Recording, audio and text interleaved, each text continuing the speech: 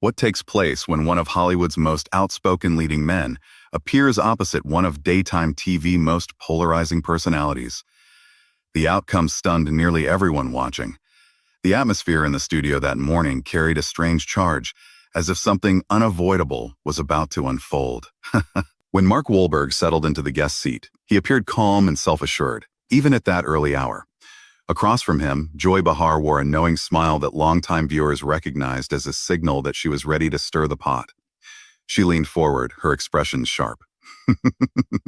Bringing up his newest film, she remarked on yet another rugged, hard-edged role. With a tone that sounded light but cut deep, she wondered aloud whether he ever felt exhausted portraying what she implied was essentially the same character again and again. The words hovered in the air. Mark adjusted slightly, a subtle tightening in his jaw betraying irritation. He replied evenly at first, suggesting that if she had taken the time to actually watch his movies instead of skimming headlines, she might notice more complexity than she was acknowledging. The other panelists exchanged uneasy looks. This was already more pointed than the playful teasing they were used to seeing. Joy didn't back down. She insisted she had seen enough of his work to recognize a pattern. According to her, his career had been built on portraying variations of the same persona, the tough streetwise guy with hidden depth.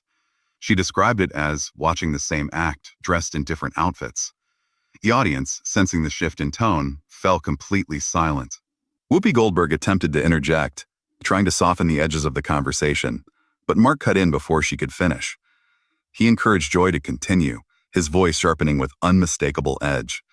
He said he was eager to hear more of her expertism critique. That word hung heavy. Joy's eyebrows shot upward. She was accustomed to challenging guests, not being challenged so directly herself. She responded that one didn't need professional credentials to observe patterns that had stretched across 2 decades. In her view, the roles he chose had cemented a clear brand. The word of brand seemed to ignite something in him. He leaned forward slightly and suggested that if they were discussing branding, perhaps it was time to examine hers. He described her public persona as that of a cynical comic who built laughs by tearing down accomplished people, implying that her humor relied on diminishing others. The studio went still. Even the crew behind the cameras sensed the temperature rising. Joy's face flushed crimson. Her voice dropped to a low, controlled intensity as she asked whether he had just labeled her bitter on her own program. He answered without hesitation, saying he simply called things as he saw them. He accused her of relying on cheap shots and easy targets, questioning when she had last created something meaningful rather than dismantling someone else's efforts. Another co-host attempted to redirect the conversation, but the exchange had already escalated beyond easy containment. Joy stood, her frustration visible, and declared that she had spent decades in the industry, building a career rooted in speaking her mind. She contrasted that with what she characterized as flexing for cameras and playing action heroes. Mark rose more slowly, his height immediately commanding attention. He questioned her claim of speaking truth, insisting instead that she might be manufacturing drama in an effort to maintain relevance and boost ratings. The cameras captured every flicker of expression. Her hands trembled slightly, whether from anger or adrenaline no one could say. She fired back, insisting she had been expressing her opinions on television long before he achieved stardom. She told him not to lecture her about relevance. He stepped closer, not in a threatening way, but with intensity that filled the space between them. I want to hear this. I want to hear how I'm supposedly failing at my job from someone who confuses playing hard characters on screen with actual expertise. He shook his head slowly, a sharp smile tugging at his lips. Playing tough? You don't know the first thing about what toughness means. It's not sitting comfortably behind a table and firing off clever insults. It's acknowledging where you went wrong, learning from it, and trying to improve. That's something you seem unfamiliar with. The rest of the panel appeared paralyzed. One co-host sat with her mouth slightly open, clearly wanting to intervene but unable to find the right words. Another looked as though she wished she could disappear under the desk. Her voice lowered again, carrying a warning edge. Don't you dare talk to me about self-improvement. I've spent my career speaking up for people who don't get heard. I've challenged power structures. I've used this platform to spotlight issues that matter. What have you done besides star in explosive blockbusters? and deliver rehearsed lines about depth in magazine interviews. Rehearsed lines? He took a step closer, his tone intensifying. I've backed up my words with action. I've invested in communities. I've supported charitable work. I've created opportunities for people who grew up where I did. I haven't just talked about making a difference. I've tried to make one. What have you contributed beyond criticizing people who are actually out there doing something? She scoffed. Doing something? You act in movies. You're not solving global crises. You're not revolutionizing medicine. You're an entertainer who's gotten far too comfortable believing your own publicity. The remark landed sharply. His expression went flat, controlled. And what are you? A commentator who thinks tearing others down counts as impact? At least I try to build things. You sit here and pick apart anyone who walks onto this stage. I hold people accountable. That's my job. If you can't handle scrutiny, maybe you shouldn't sit in that chair. There's a difference between scrutiny and hostility. From the moment I walked out here, you were ready with your script, ready to frame me as one-dimensional. That's not accountability. That's performance. Performance. You're lecturing me about performance? Your entire career is performance. Yes, it is. And I don't pretend otherwise. But I don't claim moral superiority while disguising insults as humor. The room seemed to shrink as their voices overlapped, each refusing to yield. Every camera captured the tension etched into their faces. Producers behind the scenes debated cutting to a break, but no one moved quickly enough to interrupt the collision unfolding live. She folded her arms tightly, chin lifted. You don't get to walk in here and dictate how this show runs. I don't get to assume you're beyond challenge. If this is about honest dialogue, then let's have one. But if it's about setting traps and scoring applause with cheap lines, I'm not interested in playing along. Her eyes flashed again, but beneath the anger there was something else, shock perhaps, at being confronted so directly on her own stage. Around them, the silence from the audience was almost deafening. Everyone aware they were witnessing something that had slipped far beyond ordinary television sparring. The crowd was completely absorbed now, several people leaning forward as if ringside at a prize fight rather than seated at a daytime panel show. Camera operators moved swiftly, switching from tight shots of one face to the other as the clash escalated. Every twitch and glare was broadcast in crisp detail. Mark let out a sharp, humorless laugh. Believing my own publicity? That's rich coming from someone who equates volume with correctness. You're not interested in dialogue. You're looking for compliance. You expect guests to sit here, smile politely, and agree while you roll out carefully crafted remarks. She shot back instantly. At least I prepare. I put in the work. I don't stroll in and rely on charisma to smooth everything over. Charisma? His disbelief was obvious. You really think this is about charm? This is about basic respect, something you don't seem to grasp. Longevity on a set doesn't grant you the right to treat people however you choose. Her hands trembled slightly, though whether from fury or adrenaline was impossible to determine. I treat people exactly as they earn. And at this moment, you're behaving like an overconfident former star who can't handle being questioned. The phrase struck him visibly. His complexion drained, then flushed deep red. For a split second, it appeared as though he might completely lose control. Former star, his voice dropped so low it nearly disappeared, but the microphones caught it all. I'm at a peak in my career. My recent films have outperformed what your entire network pulls in during a strong quarter. But revenue isn't the point, is it? If it were, maybe you'd show a little more regard. Her eyes flashed. Now we're discussing money. How predictable. Everything measured in ticket sales and profit margins. As though that's the only yardstick that matters. I'm not reducing anything to dollars. I'm pointing out that someone experiencing consistent success might understand something about what resonates. You dismiss that because your pride won't allow you to consider it. My pride? Her voice wavered before sharpening. You're the one who spiraled because I asked about your pattern of roles. Instead of answering, you turned it into an attack.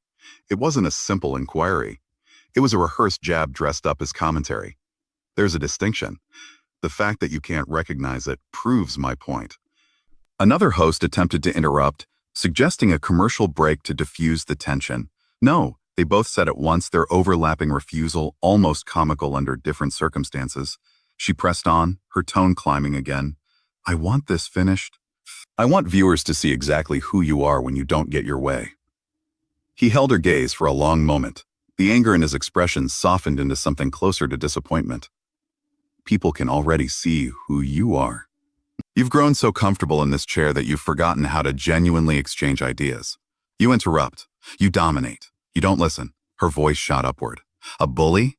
Did you just label me that here in front of everyone? Yes. Because that's how this feels. I was invited to have a discussion, not to be dismantled for entertainment. The moment I didn't play along, you bristled. You're not used to anyone pushing back. Well, I am pushing back. The room fell silent, except for the faint hum of studio equipment and distant murmurs from the control booth. Frida. She stood motionless, staring at him with a mixture of outrage and disbelief. You don't know who you're dealing with, she said at last, her tone eerily steady. I believe I do. The real question is whether you do. The pause that followed felt endless, though it likely lasted only seconds.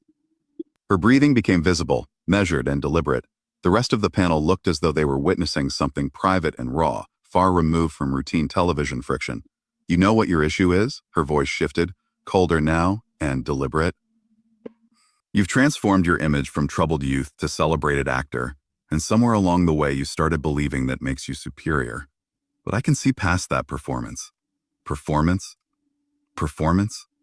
His features changed, the earlier heat replaced by something more controlled. You think everything is an act. That says more about you than about me. Reinvention isn't hypocrisy, it's growth. I worked to become someone better than I was. You seem determined to freeze people in their worst chapters. I hold people accountable for who they've been. That's not freezing them.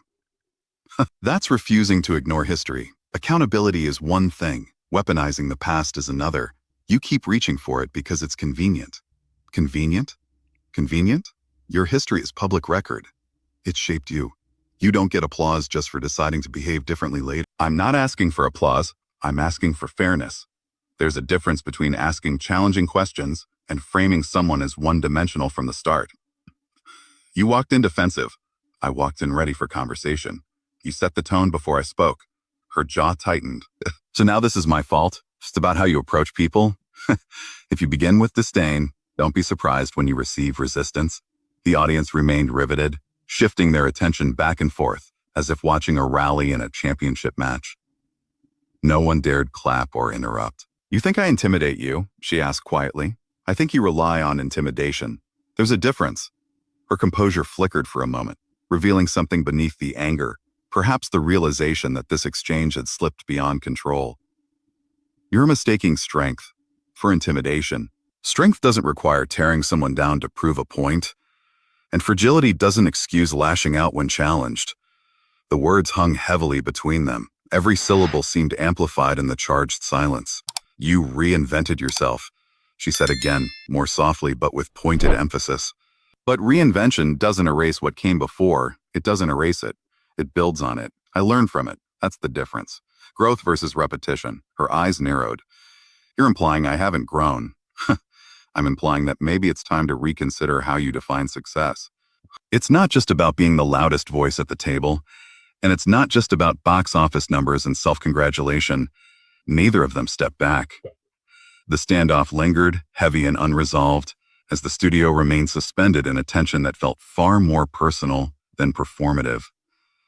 There's no performance happening here. This is simply me reacting to someone who came at me the second I sat in this chair. But if you're so determined to talk about performances, let's examine yours. My performance? Yes, yours. The whole fearless truth-teller persona. The bold comic who claims to challenge power without hesitation. Real truth-tellers don't punch down. They don't use a national platform to belittle the people they invite.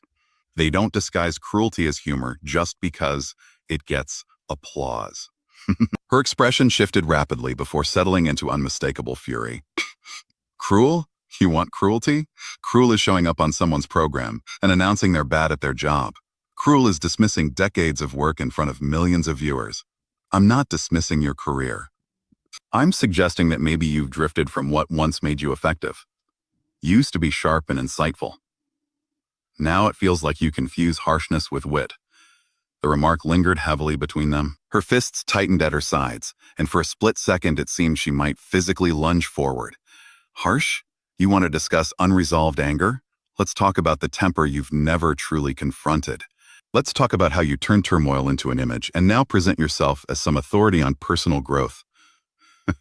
His face became completely still. My temper? You've been shouting for the last several minutes. You're the one escalating every exchange into a battle. Maybe take a look at yourself before labeling someone else. Don't you dare tell me to examine myself. I know exactly who I am. I call out pretenders when I see them. And that's what you are.